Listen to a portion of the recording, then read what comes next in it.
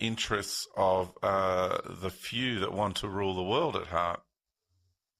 So, and what is a terrorist? That is, in my opinion, somebody who wants to harm the population of a country with violent means to promote their political status, and that is Yes, exactly what they do.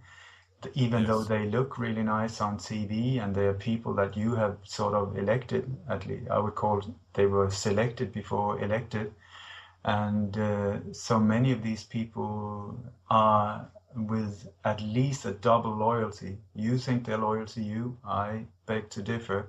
They have a hidden agenda and they've sworn loyalty to a totally different group, with a totally very dark and sinister agenda. So this is why the light should be spot on, aimed at them.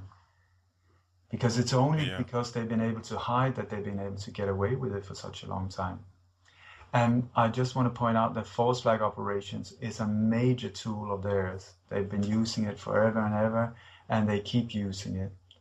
And in 2013, they were just about to meet in Watford, just outside London. It was exposed that that was the meeting. So when they could not any longer hide their existence, they changed the approach. They totally changed, turned it around, and they said, no, of course, we're such a nice group of Santa Claus guys, white haired and like we have nothing to hide. You are so welcome to come and join us.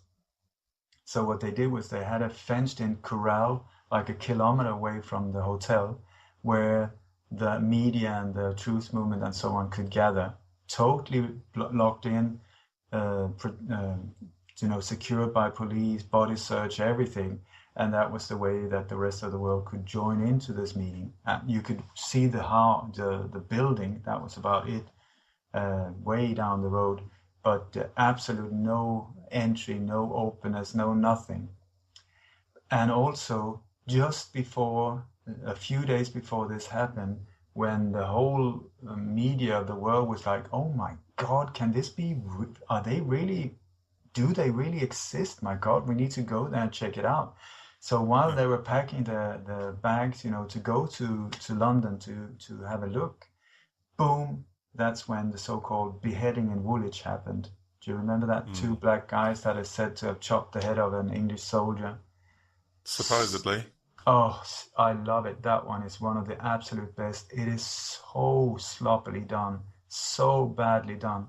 And I often give like 2 hour interviews just going into details so that people can make up their own mind because it's so obvious once you start seeing how it was carried out in such a bad way, such an amateurish way, that it was a total false flag. Nobody got killed. It was just a film staged event. Awful, awful, so badly done. But what happened was that the whole media attention was turned away from the Bilderberg meeting towards the Woolwich beheading. And mm. it was the Muslims that blamed on an innocent minority. It was them. And then you had the whole thing with riots. I guarantee you with provocateurs, and all of these things they painted with blood on the mosques, and all of these. Oh God, again and again, the same story again and again. But they were very efficient in doing that. So in 2014, sorry, did you want to ask something? I just wanted to say they really, really are good at creating these distractions, aren't they? To take the focus and attention away. It happens so often. We're just, getting to the real, crux of something, and then boom, they'll create a war or they create some sort of incident and distraction for to really just arrest people's awareness.